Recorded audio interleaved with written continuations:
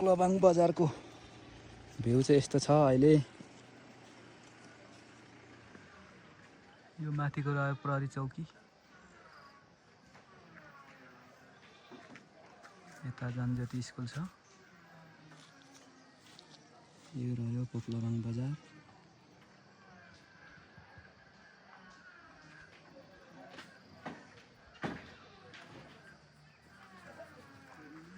School लागेको अवस्था छ।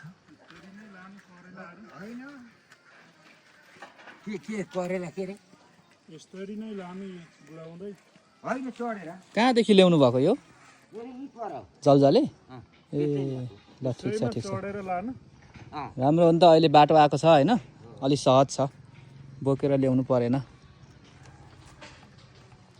माथिको डाँडा यो टिकटक बनाउने ठाउँ एकदम रमाइलो छ, मन्दिरहरू सहित।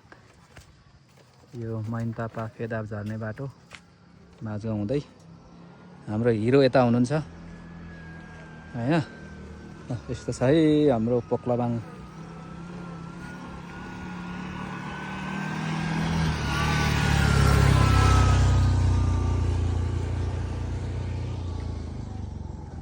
फेदाब हस्पिटल।